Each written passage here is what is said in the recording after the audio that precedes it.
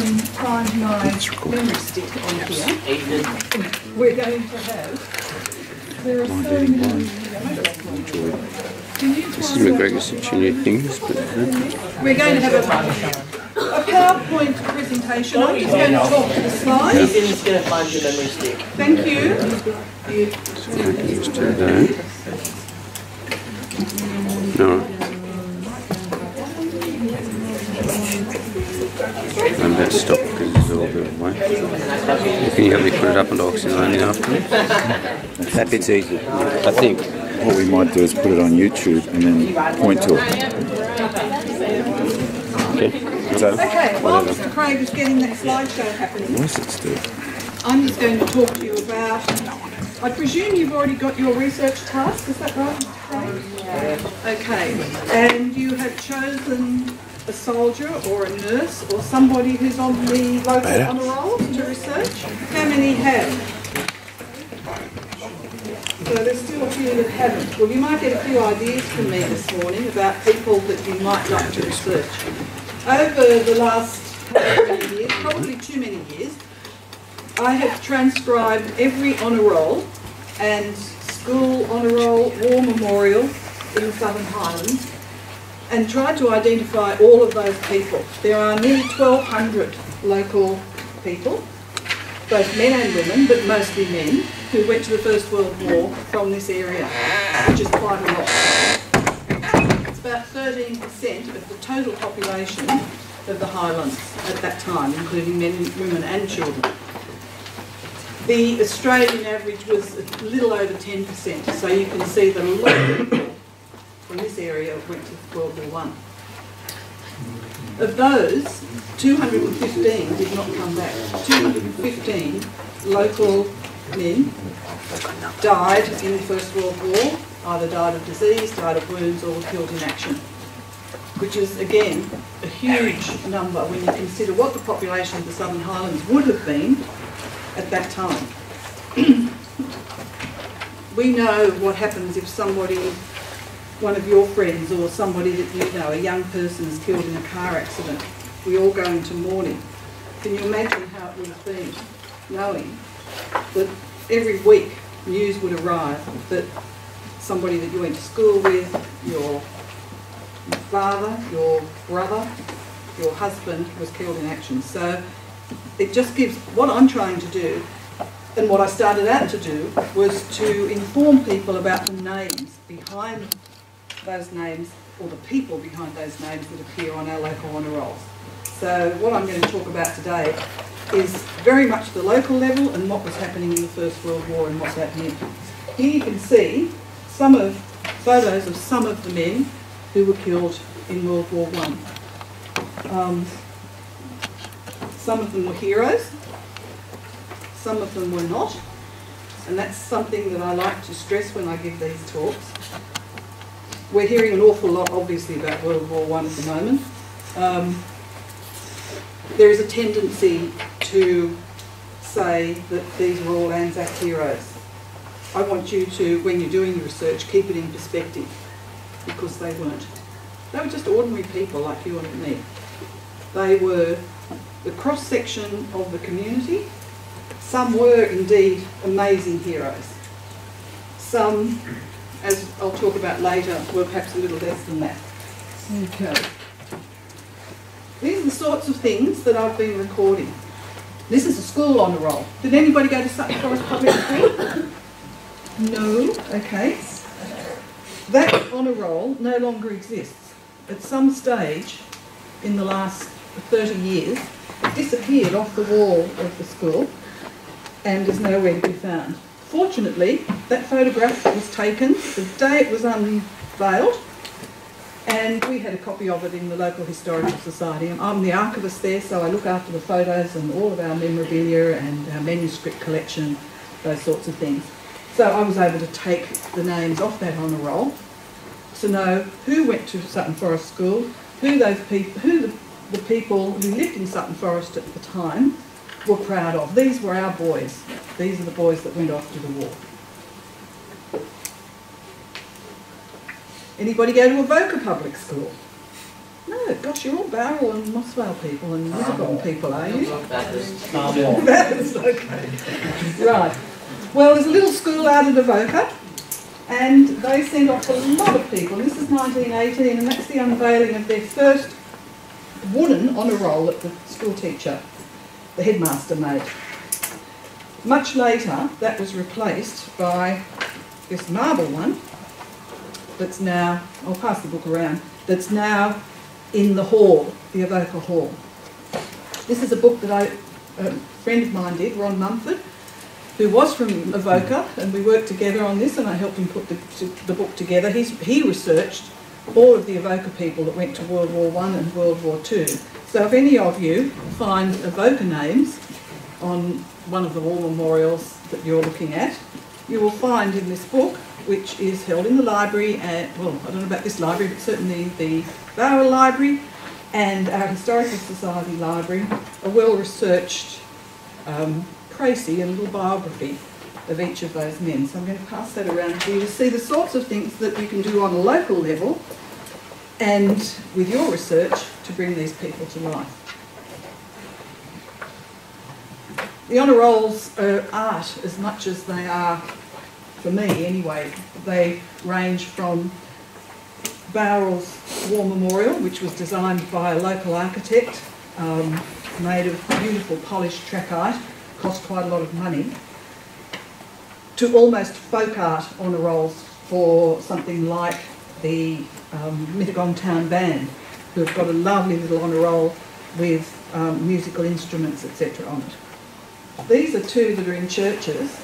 This one here is in Holy Trinity at Berrima, and this one at the little old Methodist church at Camberloon. This one was endowed with those flags by the members, the people whose names are on there. The families donated a certain amount of money, which went into endowment fund to pay for replacement of flags, so that there would always be an Australian and a British flag hanging side by side against that honour roll. These are the sorts of things that you think about what the community did and what the mothers, the fathers, sons, brothers did to remember their friends. Now, that's a group of Barrel cadets. In those days, little boys and girls were allowed to play with guns. You're not allowed to do that anymore, unfortunately, for little boys probably. They probably had a lot of fun with that. They were former Boer War rifles, Martindale rifles, I think. They were used in the Boer War. And there were a lot of local militias and a lot of local cadets. And, you know, they were country boys. They knew how to ride. They knew how to shoot.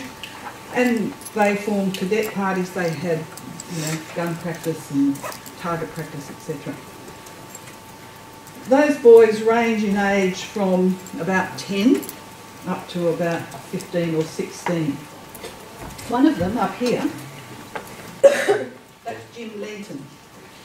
His name's on the Barrel honour roll. And I'm just going to read you something that was written by this little boy down here, who was Bill Gregory, who both of them went off to the World War I, and he wrote to his parents from Gallipoli, and he said, I was in the hospital with tonsillitis when my battalion landed at Gallipoli, and it was a week later before I joined them in the trenches. I thought when leaving Australia that I had an idea what war was like, but when I got here I knew nothing. We get real good food here. I have just been up to have a wash, and who should I meet but Jim Lenton? So that's the young man that I've picked out for you there. He was in charge the other night, and he got into a trench with, as he thought, his own men, but he found they were Turks. He was in a digging party and had a pick on his shoulder, so he knocked one over with that, picked up his rifle, shot 2 more afterwards, and escaped in a hail of bullets into his own trenches. We received the news officially that last night I won't tell you all of that. What I do have to tell you is that a week later Jim Lenton was killed. So he's one of those 215 that didn't come back. But that's just a letter home to Mum and Dad telling them what exactly is happening at Gallipoli with the local boys, and then that is printed in the local paper. the local papers are a great source of information about your soldiers. How many of you use Trove? Does anybody know what Trove is? No? Okay. That's a little joy for historians these days. But for anything that you are doing, the National Library of Australia has digitised newspapers in Australia from 1808 to 1954. All the major newspapers, but plus some regional newspapers, and we're very fortunate through our own local library and lobbying here that our local papers have recently been digitised. So if you go onto your computer and type in Trove and go to digitised newspapers, you can search those newspapers, word search, and find our information. So if you wanted to follow in Linton, for example, you would have gone to the War Memorial, you would have gone to the Roll of Honour, found his name. If you put in Linton, it'll come up with a whole, you can narrow your searches down, but you will find these sorts of articles in Trove. It's changed our lives, it's changed the way we do history. So that's something that you can now add, which last year you couldn't have done. They've only come online in the last 9 or 10 months, the local papers. So Mrs. Emery, is that www.trove.trove? It probably is, but if you just T-R-O-V-E. T-R-O-V-E. Put that down, guys. Good It's resource. one of the most powerful search engines. It doesn't just do newspapers. Trove is the National Libraries of Australia's search engine that basically finds millions and millions of, all over the world, manuscripts, books, photos, whatever. It's an amazing search engine, but the section on digitised Australian newspapers is an absolutely wonderful source. Ultimately, you will be able to cut and paste an accurate transcribed text of everything that's in an Australian newspaper up until 1954, which is quite remarkable. And it's a world leader. National Library, it's the best type of search engine of its type in the world, and I use a lot of them, so for my money it's the best. I'm sorry, what was it called? Trove, T-R-O-V-E, and it's the search engine of the National Library of Australia. So they are world leaders in this work. So that's an additional thing that you can do when you're researching your soldier. 3 of those cadets that are in that photo died at Gallipoli, and another 3 died in France. So of that little group of boys, a lot of them put their hands up to go to the war, and 6 of them didn't come back. So that again shows the level of the commitment. How many of you? How old is this? I'm just about to talk about that.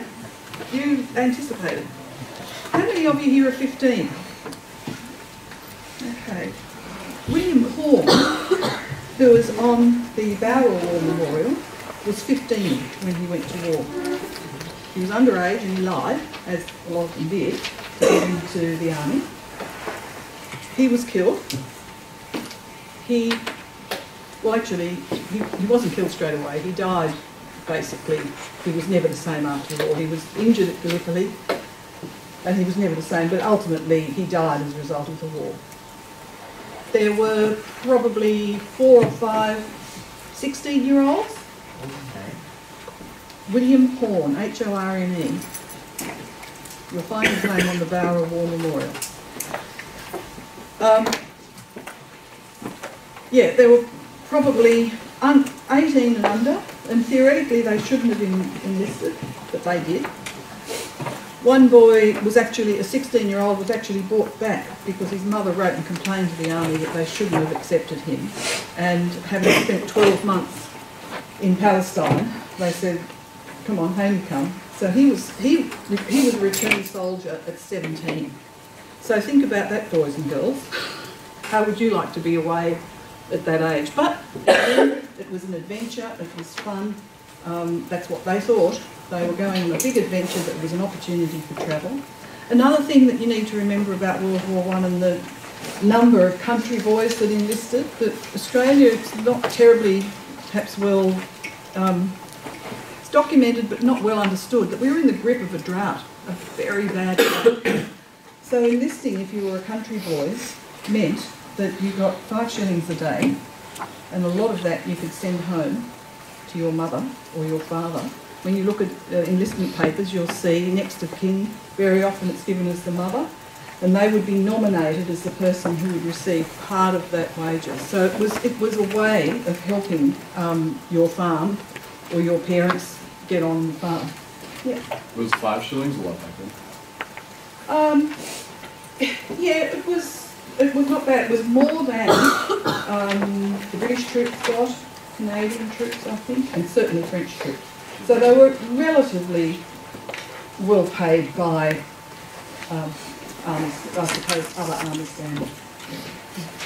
It's very hard to equate worth, I suppose, with relative worth. It's a whole issue. William Tomley died at Lone Pine. He was one of the first, the second group rather, who was killed in that second push in Gallipoli in August. There was a whole bunch died at the landing and during May, during that offensive. Everything goes quiet, and then in August there's a big offensive again. And William Tomley was one of those that was killed. He's a bit of a favourite of mine because his mother and sister, after his death, started a little group in Moss Vale called the Blue Gum Girls. They had a refreshment room where Bernie's cafe is. You all know Bernie's? Yeah. That was Tomley's tea rooms. And they started a little group that went over to the station as troop trainers came through and provided extra food and comforts and a bit of fun to the boys that were coming through. They were so affected by the death of their son. And there is now a street in Moss Vale named Tomley Street, I think, in one of the new subdivisions, which I had a bit of a hand in. Recruiting is another one that you should think about. Recruiting was a huge thing throughout the war, because, as you know, I hope, Australia was the only army which was a totally volunteer army. There was no conscription, so therefore you had to get out there and encourage people to enlist. There were 2 conscription referendums, both of which were defeated. If you know anything about World War I history, the Prime Minister of the day and some of the army wanted to introduce conscription to bolster the ranks. And on both occasions they were defeated. Was Australia and New Zealand? What? That it was voluntary? No, New Zealand had some conscription, I believe. I think it's only Australia. But that's a good. I'm glad you mentioned New Zealand because I'm going to talk about. And I've got to watch the time because I tend to. What time have we got? 10:30? Yes. Oh, Yes. great. That's good. Okay. Sergeant Penny on the left here. He came back to Barra and became a recruiting sergeant, having been quite seriously injured. He actually lost the sight of his left eye. You can see one of his eyes is a bit dodgy. So he began firing people up for recruiting. Have any of you heard of the Kangaroo March? There's a reenactment happening, and a lady at Exeter is actually organising the reenactment of the Kangaroo March, which came through this district in December 1915. Started in Wagga. There were quite a few recruiting marches. You might have heard of the Cooey March. There was the Waratah March down on the south coast. But the one that came from Wagga through to Campbelltown started with a lot of Wagga people, and as they came along, they exhorted all the local people to join up. By the time they got to Mittagong, they were a pretty ragtag lot. They were a bit naughty. They were young men. They were having a great time. This is their banner. Yeah, and it says, "We live to crow." That's the motto from Wagga, because the crow is the motto, the mascot of Wagga. Didn't mean to do that. So this is in Mittagong. It's right where the War Memorial was ultimately built in Mittagong, so you can see where that is. So there they are with their little white hats. They all wore those sort of white cricket type hats that we see. their wagons, and everywhere they went, people would put on morning tea, give them lunch, feed them along the way, and eventually I think they were something like 250 strong by the time they got to Sydney. To my knowledge, there's only one local boy and one local bloke enlisted. He was called Jack the Plumber, and Jack the Plumber was actually rejected in the end because he was too old. He put his age up, as opposed to the ones that, down rather, the ones that put their age up, the young ones. He said he was 42, he was actually 56, and they sent him home because he was useless, basically, too old. These are all young men in 1915, right? Yes. Why aren't they at war? Well, that's what they're doing. They're recruiting. Right. They're marching to Sydney to join up. So they're recruiting to join up. Well, a lot of people didn't join up. Yeah. A lot did, but an awful lot didn't as well. I think something like 8%, I think, don't quote me on that, but it's certainly in excess of 30% of the male population in Australia enlisted, so it's quite a lot, yeah. Did that march start in Mittagong and go to Sydney? No, it started in Wagga and went as far as Campbelltown, and then they got on the train. They wanted it to be a country group. So once they got to Campbelltown, anything beyond that they considered the city. They didn't want city people joining, they wanted them to be a country group. That's another recruiting corps in Bowral, and you might recognise the old courthouse and the building at the front of the library. That would have been some sort of procession, and you can see here there are people, ex-soldiers with a gun on the back and, you know, blowing their bugles to say, come on, answer. That was what was written on the side, answer the call to recruit. And another one in Mittagong. Again, you can see the playhouse there, and the building on the corner where the war memorial is. Again, you can't see these photos terribly well in here with the light, but what it says on the side is boots for our boys in the trenches. They're fundraising to provide. Thank you. That's a bit better. And what about the women who stayed behind? Women worked very hard. It's also, this week, the 100th anniversary of the founding of the Red Cross Society in Australia, which was formed 4 days after the official outbreak of war, which was on the 4th of August. And the local branches here, I gave a talk to the local Red Cross last week about the local branches formed straight away with women starting to make socks and gloves and balaclavas and all of those things to send away to the troops overseas. And they worked tirelessly throughout the war. At Sutton Forest alone, it's just a little village, they'd send off something like 60 pairs of socks a month, plus sets of pyjamas and all sorts of things. This is a spinning wheel. It was brought down by one of the Red Cross ladies in Sydney to teach the local people how to spin, because it costs half as much for wool which is spun yourself rather than buying wool. So the women were at home fundraising, cooking, doing all sorts of things to support the troops. There's a stall outside the Commonwealth Bank to raise funds. And even when they returned, this is called the Lone Pine Memorial Band. These are veterans of Gallipoli who were injured, came home and discharged and were medically unfit. Those who were musicians formed a band. And one of them was a fellow called Dusty Booth from Mossvale. You'll find Dusty Booth's name on the memorial inside the Services Club.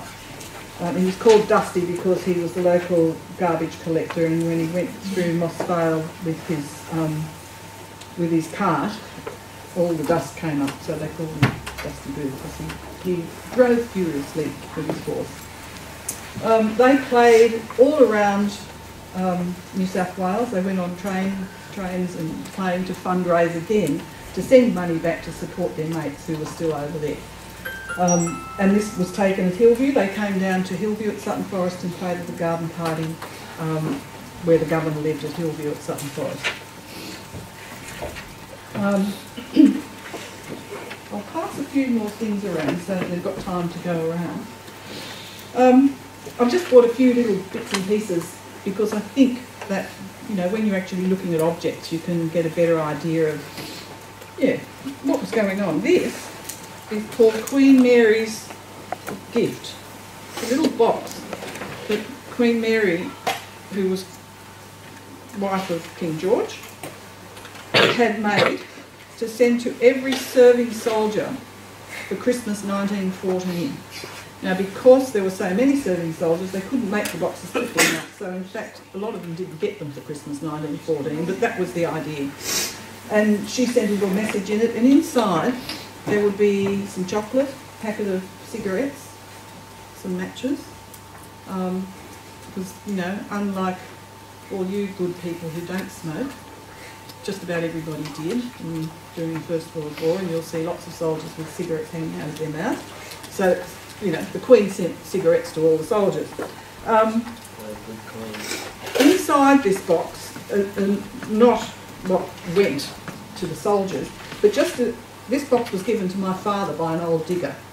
So it came from a digger, and inside, I think he was a New Zealander, because there are badges from buttons from his uniform, and a shell case, a silver fern.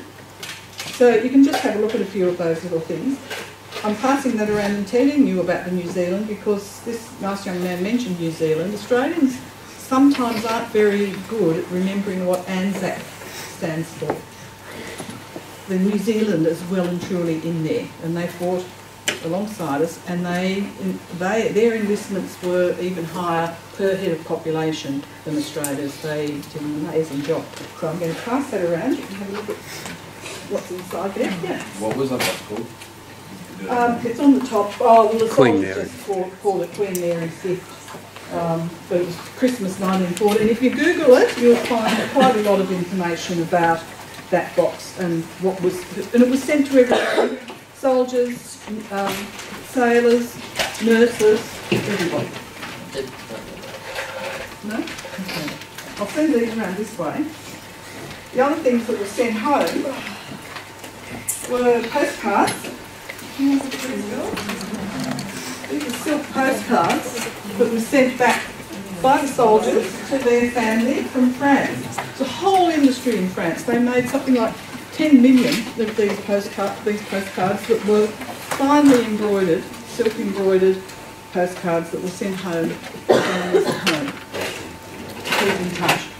We've got quite a big collection of postcards in our collection at the Historical Society, sent back from various soldiers.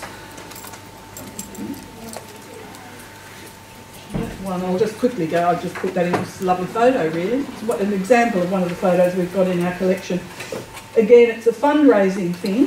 1918, that tank, you might think is a tank, but it's actually a wooden chassis that's put over the top of the truck, and it was sent around from Sydney to Albury, and another one came from Melbourne, and they both met in Albury, and they were raising funds for the war loan to pay for this incredibly expensive war.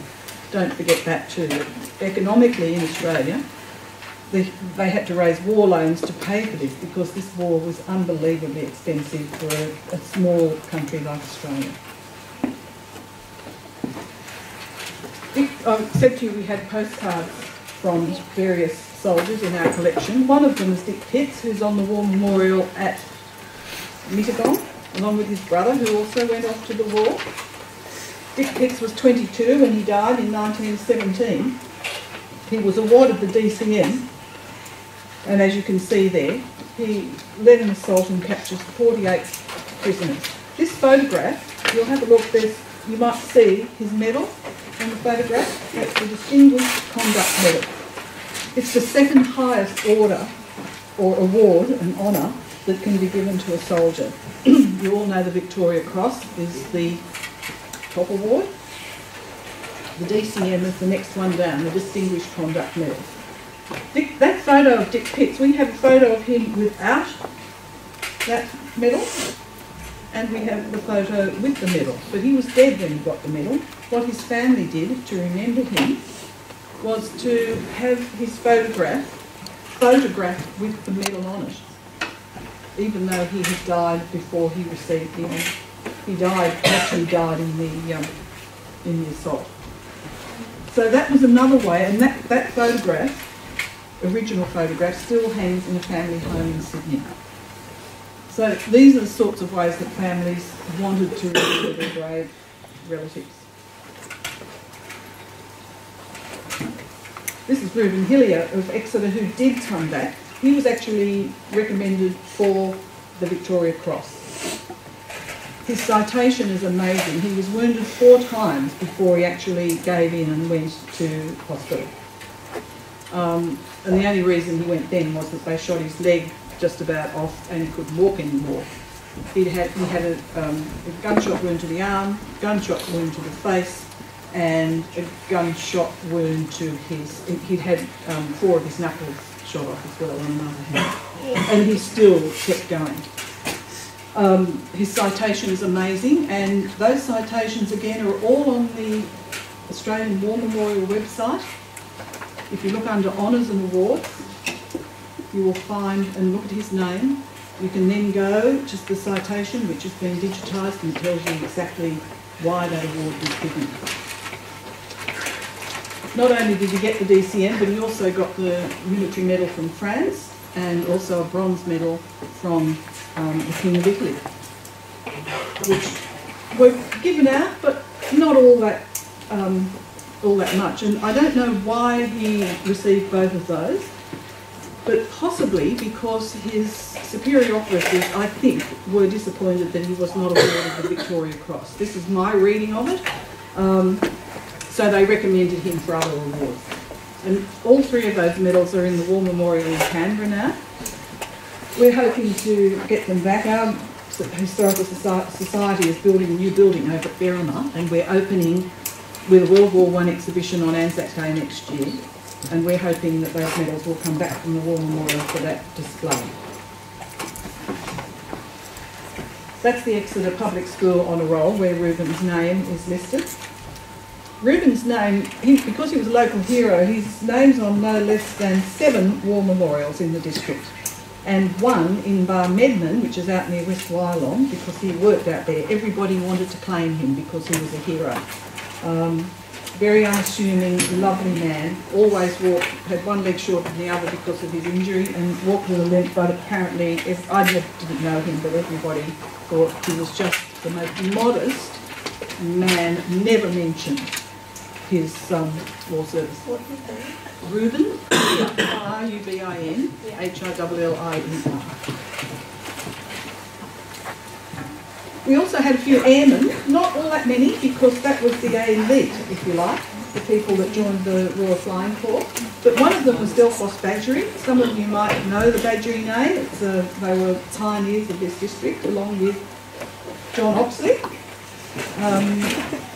And Delphos Badgery built his own plane. He was the first man to fly in Tasmania. He took the first flight in Tasmania, which was in 1913, and he subsequently built his own plane at Newbury at Sutton Forest and would give joy flights. Then he joined up, went to England, joined up with the Royal Flying Corps, came back after serving a lot of missions, and you know flying was in its infancy in those days. He came back with shell shock, and although he could no longer fight, because he pretty much lost his nerve, I guess, from what he'd seen, he then trained pilots here in Australia. And another of those brave Flying Corps boys was Everard McCleary. McCleary's had a coachworks and blacksmithing business in Moss Vale, and he was the golden-haired boy, the eldest son of maybe half a dozen kids, I think, 6 children. He went off to the war and was killed towards the end of the war, sadly. Interestingly, McCleary's at Moss Vale made, I think, they got the contract to make tent pegs for Gallipoli. Now, you wouldn't think Mossvale had much of a connection to supplies for the war. They made over 2 million tent pegs to send off to the Middle East and Gallipoli. So, and the McCleary's, there's a McCleary Street in Mossvale, and again you will find his name on the Mossvale War Memorial outside the Services Club. Gorgeous looking young man. Any of you heard about the lost diggers of Vignacourt? No? Recently there were a whole lot of photographs found in a barn in France that had been taken by some photographers. No names on them, but all of these amazing photographs, which were in an exhibition at the Australian War Memorial, of diggers, as they came out of the trenches, they would pay to get a photo taken. And this amazing treasure trove of glass plate negatives was found in a loft in a barn a couple of years ago. People are gradually trying to identify them. We see portraits of diggers, they're standing there, you know, the one's very formal. These portraits are not. You can see they're smoking cigarettes. Some of them have got mud all over them. You can see their boots as they've come out of the trenches. It's an amazing book. Again, I think I meant to bring it today actually. It will be in the local library. It's a very good thing for you to just leaf through, just to get a bit of an idea of what soldiers looked like when they actually came out of the trenches. Not all spruced up and lovely for their portraits.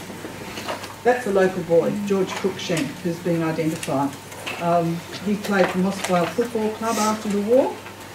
His mother owned the Briars at Mossvale, you know the Briars, the pub, and that's where he lived after the war. He and his brother both went off to the war, they both came back, fortunately. And look at the angle of his hat, he just looks like a lad, doesn't he? I spoke before about heroes and not such great heroes. These are prisoners of war in Germany, and one of them is Bertie Hobday, who you can see at the back row, second from the right. His name's on the Bowery War Memorial, certainly he went off to war. But it's fairly sure that Bertie literally shot himself in the foot so he would be taken prisoner and he wouldn't be in the war any longer. Now, you know, he might have done it for all sorts of reasons, and lots of people did. He was frightened, he was scared. You know, there's all sorts of reasons why you might desert or whatever. But Bertie was one of them. He lived out the rest of the war. Wasn't great in a German concentration camp, but he came back. He was still alive. So some of the soldiers injured themselves to get taken prisoner. Or be out of the war. And the army, when you see, you will see, if you've looked at as many service records, that only a few, don't think it was common, but it happened. I've looked at a lot of service records, and army doctors are they were very much onto it. They knew if it was a self-inflicted wound, and they will often write in the medical reports, not self-inflicted. So there's a very good book by one of our foremost military historians, Dr. Peter Stanley, who has written a book called Bad Characters, where he looks at the AIF not as a bunch of heroic men who went off to the war, but as a group of people that are a microcosm of Australian society. You've got people who are brave and out there and really doing their very best. You've got the mass of us, most of us are somewhere in the middle there. And then you've got those at the other end of the scale who were probably in it for anything that they could get out of the war. He called his book Bad Characters, and for those of you who are interested, it's relatively easy reading. The subtitle though is Some Were Heroes, Some Were Rapists, Some Were Murderers, Some Were Both. So what he's trying to do is damp down this glorification of every Anzac that ever left this shore. And then they came home. This is a welcome home to, as the troops started to come home, people would gather in Sydney, they would get off the boat, they would come up, and this around Hyde Park area would be where the troops would march up there and they could be claimed by their families. And this is one of those photographs taken by a local family, the Yates family. Here they are in their car, decorated with flags of the Allies, which you can see there, the whole family, until they welcomed home Guy Yates, who lived at Exeter. That farmhouse is no longer there, it's now called Invergowrie, but they had a big party to welcome him home, and again you can see the bunting. This was happening all over the place. Most of the troops didn't come home till 1919 or 1920, even though the war had finished. It was a huge logistical exercise to get them back from Britain. There were not very many ships to bring back all these hundreds of thousands of people. So they basically had to take it in turns until they could get the shipping. And so whilst they were still in England, there were a lot of educational courses set up for them. General Monash and Charles Rosenthal, General Rosenthal, who was actually born in Berrima, they set up amazing education programs. A lot of the soldiers even started going to universities in England, and for those who had risen through the ranks and become officers, if they made it through the war, it was a leg up for them in society, and they were able to do quite well when they came back. But it was a long wait, again, for the parents, brothers, sisters. What about those who were injured and came back either with shell shock, terrible injuries, etc.? This house is just down the road here, opposite the railway station, Fairhome. That was a convalescent home for World War I soldiers who were injured. The Red Cross nurses, you can see there. I haven't touched on the Red Cross nurses, I'll mention a few. We didn't have a lot, but there were quite a few who enlisted in the army, and also the Red Cross nurses here, who worked in the convalescent homes. There were 3 in the Southern Highlands, 1 in Exeter, this one in Burradoo, just down the road, and 1 in Mossvale, called the Mill. And soldiers were sent to those. What about those who didn't come back? Everybody, every next of kin, the mother, father, whatever, whoever the next of kin, every soldier who died in the First World War of Commonwealth troops received what they called a dead man's penny. It was a memorial plaque and a memorial scroll, again from King George. There was I'll pass this around too.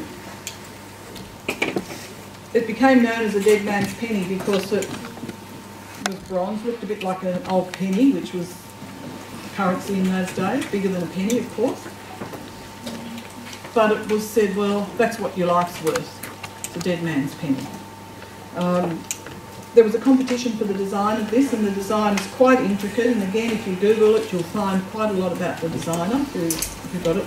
What was interesting about this is, everybody who died, their name was on here, but there were no service numbers, there was no rank. In death, every single soldier was considered exactly the same.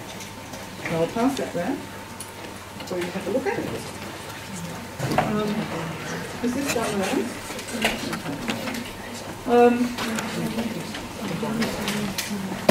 So after the war,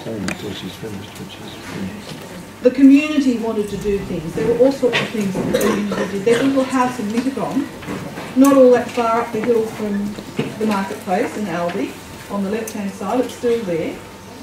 It was built for a war widow by the community. Somebody donated the land. Everybody went out, cut the timber for the house, and everything that was in it was built by the community. It cost nothing. Everybody did that. They wanted to help. Mrs. Percy was a local girl, and her husband had been killed. She had 4 young children, and they presented her with this house. She had no other means of support. She was so overcome on the day that her son, in fact, her little 10-year-old son, accepted the key from the governor. You can see the governor, Sir Walter Davidson, walking up there. Over here on the right are the little Frenchmen girls. They went to anything that was a fundraiser for the war, anything at all.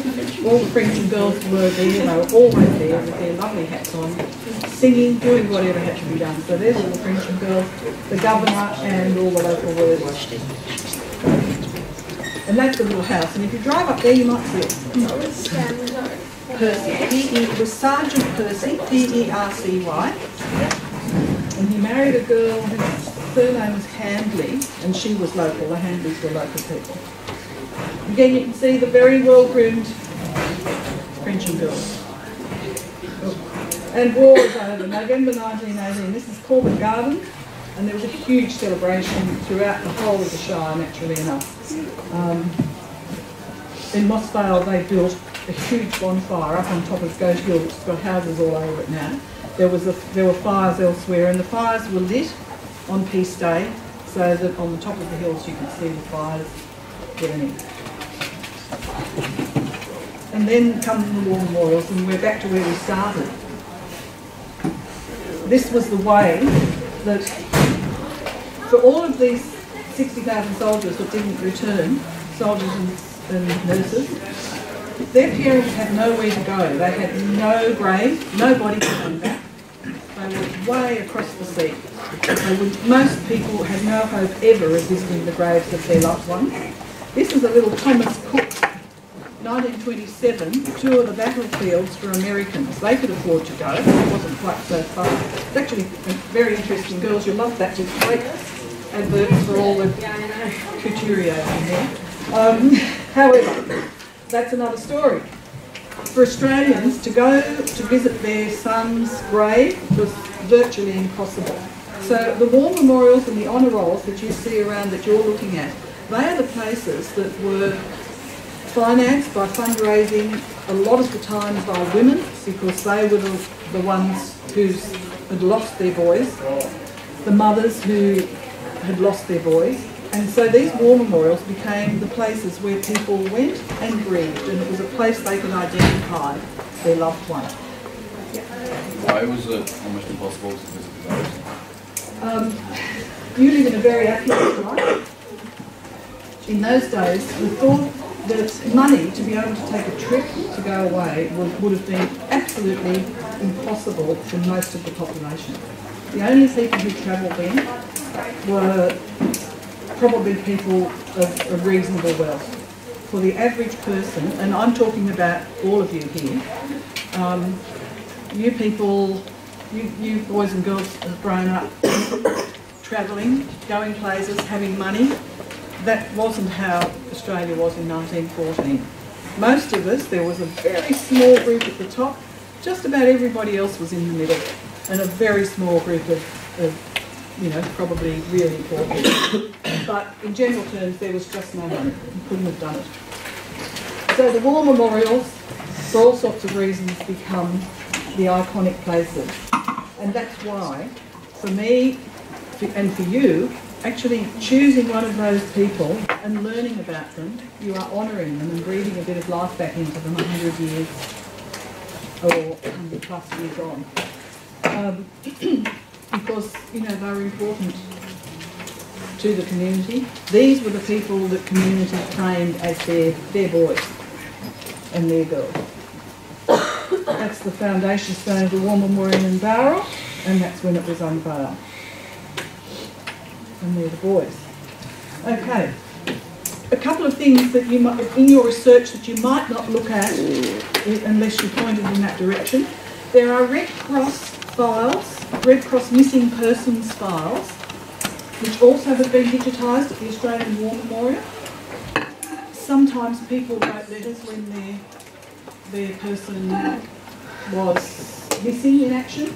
They didn't know the circumstances of their death. And the Red Cross began this inquiry service, and they would write to various people. They would collect letters from maybe the commanding officer of the unit where the person had disappeared from. So you will find letters, you will find accounts of where the person might have been buried originally.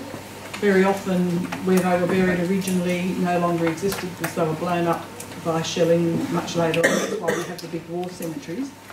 So that's something that you can look at on the War Memorial website. The other thing, if you're really into all of this and you want to find out what it was like, even if your person wasn't killed, but you want to find out from their service record, which you can look up online. All the service records are online at the National Archives of Australia. So you can see when they joined, where they were fighting, where they were at any given time during their service. You can go to the war diaries. the war diaries have all been digitised as well, and these are the official records of the battalion or the company, and so there will be a report in there of actually what they were doing, and some of them are quite remarkable. Now that's probably only if you're really into this research and you really want to dig down deep. But if you want to dig deep, there are plenty of resources that have been digitised and made available for us. Our government has done a wonderful job in making those service records available freely online to everybody. So, you know, embarkation rolls are another thing that you can look at. When they actually got on the ship, there's a list of all the shipping list basically of the ships that our boys went over on, and you'll see them listed there with their pay rates, etc., etc. So a lot of resources. Now we're running out of time, but who's got any questions? Has anybody got any more questions? Mrs. Emery, can I suggest that anybody who would like to ask questions to stay and ask Mrs. Emery, but the rest of us, I think we owe Mrs. Emery a big thank you.